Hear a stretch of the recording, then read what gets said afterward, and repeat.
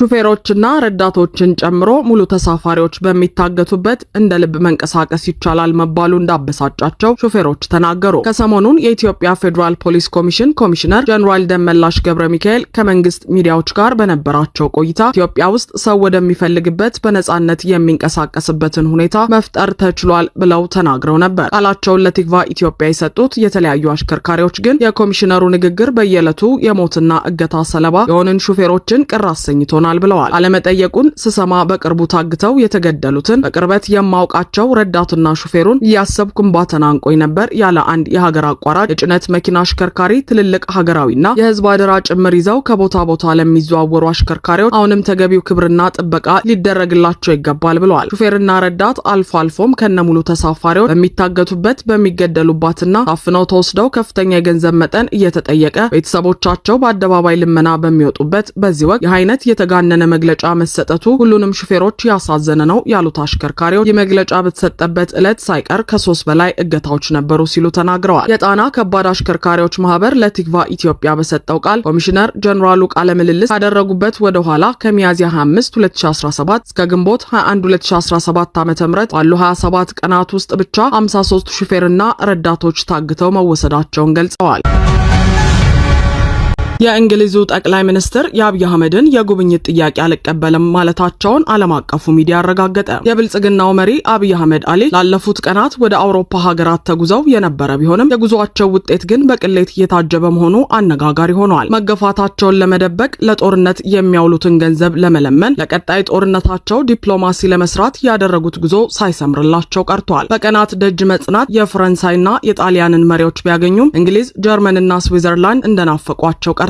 ቱርክና ሮማኒያ ቢገቡም መሪዎቹ ለማግኘት ፍላጎት ስላላሳዩ በቅሌት ተመልሰዋል። ታዲያ አብይ ወደ እንግሊዝ ያደረጉትን የጉብኝት ጥሪ ተከትሎ ፊትን ጭው የሚያደርግ ምላሽ ማግኘታቸውን ዓለም አቀፉ ሮያል ጋርዲያን ኒውስ ዘግበዋል። እንግሊዝ አብይን ከኤርፖርት እንደሸኘችውና አልቀበልም እንዳለችውም ነው ይህ ሚዲያ የዘገበው። እንግሊዝ በሰብአዊ መብት ረገጣና በሰብአዊ መብት ጥሰት ምክንያት አብይ አህመድን አውግዘዋለች ተብሏል። የብሪታንያው ጠቅላይ ሚኒስትር ኬር ስታርመር በቅርቡ በለንደን ጉብኝት ለማድረግ ከፈለጉት ከኢትዮጵያው ጠቅላይ ሚኒስትር አብይ አህመድ ጋር ለመገናኘት ፈቃደኛ አልሆኑም የሚለው ዘገባው ግልጽ የሆነ ዲፕሎማሲያዊ ግንኙነት ክፍተት እንዲፈጠር ኢትዮጵያ የሰብአዊ መብት ሁኔታ መባባስ አንዱ ምክንያት ነው። በተጨማሪም የዩናይትድ ኪንግደም ሜትሮፖሊታን ፖሊስ ለአብይ ደህንነት ዋስትና ለመስጠት ፈቃደኛ ባለመሆኑ ቡድኑ እየተንገዳገደና ጉብኝቱ ውጤታማ በሆነ መልኩ እንዲገለል አድርጓል። ዳውኒንግ ስትሪት የወሰነው ውሳኔ አንዳንዶች እንደሚሉት በፕሮግራም ወይም በፓርላማ ረፍት ሳይሆን በአብይ መንግስታዊ ጥቃትና ጭቆና ላይ ሆን ተብሎ የቆመ አቋም ነው። የስታርመር ጽህፈት ቤት የሰብአዊ መብት ተሟጋች ድርጅቶችና መቀመጫዎችን እንግሊዝ ያደረጉ የኢትዮጵያውያን ማህበረሰቦች አብይ በአማራና በትግራይ ህዝብ ላይ እየወሰደ ያለውን አረመኔያዊ ዘመቻ ሲያሳስቡ የቆዩትን ጫና ተከትሎ ከየትኛውም ይፋዊ ተሳትፎ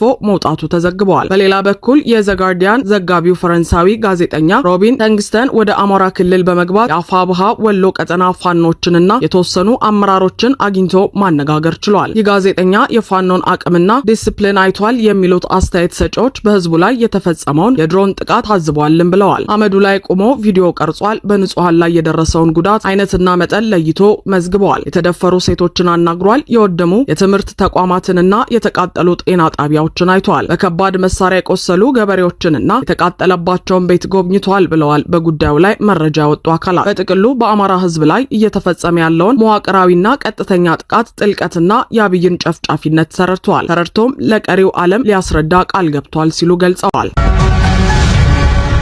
ወደ አንድነት ለመምጣት እየተነጋገርን ነው፣ ህዝቡንም ይቅርታ እንጠይቃለን ሲሉ አርበኛ ደረጀ በላይ ተናገሩ። የአማራ ፋኖ በጎንደር ጠቅላይ ግዛት እዝ አዛዥ አርበኛ ደረጀ በላይ በሚመሩት የጎንደር ጠቅላይ ግዛት እዝ ኮሚኒኬሽን መምሪያ ክፍል በኩል ከሰሞኑ ባሰራጩት የቪዲዮ መግለጫ ሁለቱ ድርጅቶች ማለትም አፋብሃና አፋህድ ወደ አንድ እንዲመጡ አበክረው ጥሪ አቅርበዋል። አርበኛ ደረጀ በዚህ መግለጫቸው የሁለቱ ድርጅት አመራሮች ተነጋግረን የጋራ የሆነ ቤት እናቆማለን ያሉ ሲሆን ለዚህም ደግሞ ጊዜ አይወስድብንም ብለዋል። የጎንደር ጠቅላይ ግዛት እዝ አዛዡ አርበኛ ደረጀ በየቀጠናው የሚገኙ ፋኖችን እርስ በርስ ለማጋጨት የሚሰሩ አካላት ከድርጊታቸው እንዲታቀቡ ጥሪ ያቀረቡ ሲሆን ከወንድም ጋር ተዋጋ የሚል የፋኖ መሪ ካለ ራሱን ሊጠይቅና እንዲሁም በአባላቱ ሊጠየቅ ይገባል በሚል መልእክት አስተላልፈዋል። አርበኛው በመልእክታቸው ከዚህ በኋላ ለአንድነት ብቻ እንደሚሰሩ አንድ ከመሆን ውጪ ምንም አይነት ምርጫ እንደሌላቸው የተናገሩ ሲሆን ከዛሬ አንድነት ሳይፈጥሩ በመቆየታቸው ህዝቡን ይቅርታ እንጠይቃለን ብለዋል። በፋኖ ስም ዝርፊያ የሚፈጽሙ አካላት የተመቻቸውም የኛ አንድ አለመሆን ነው ሲሉ በአንድነት ዘራፊዎችንና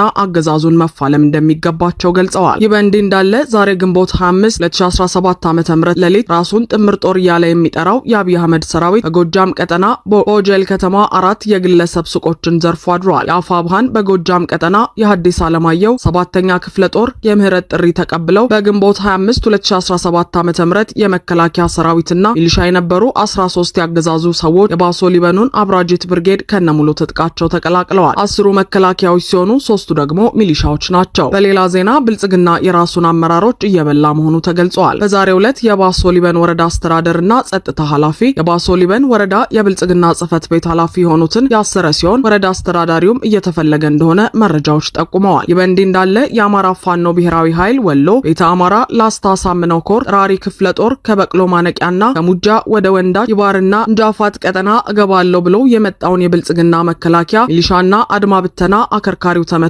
ባለበት መቆሙ ይታወቃል። ይህንን የፋኖን ኃይል መቋቋም ያቃተው ያገዛዙ ኃይል በቀሉን በአማራ ህዝብ ላይ በማሳረፍ ግንቦት 24 2017 ዓ.ም ከወንዳች ከተማ መድፍ እየተኮሰ የዋለ ሲሆን የ5 ልጆች አባት የሆነውን የላስታ ወረዳ 17 ቀበሌ እንጃፋት ከተማ ነዋሪ የሆኑትን 74 ዓመት ሽማግሌ አቶ አረጋ ማዱ በመድፍ አረር ከነሙሉ ቤታቸው ተቃጥለው ህይወታቸው ሊያልፍ ችሏል።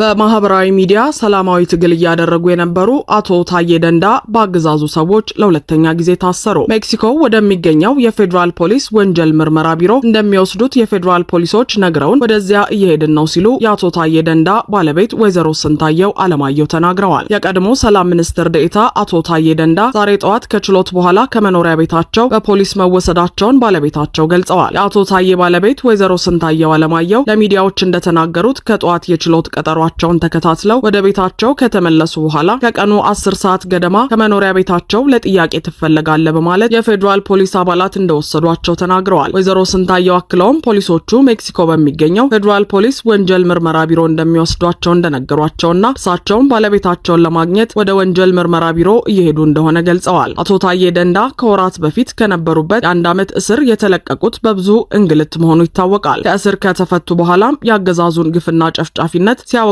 ሲያጋልጡ ነበር። በተለይም የጤና ባለሙያዎችን እንቅስቃሴ በከፍተኛ ሁኔታ ሲደግፉ እንደነበር ይታወሳል። አቶ ታዬ በሰላማዊ መንገድ ትግል እያደረጉ ቢሆንም ይህን ፈጽሞ የማይፈልገውና ለማንኛውም ጥያቄ ምላሹ እስር፣ ግድያና ማንገላታት የሆነው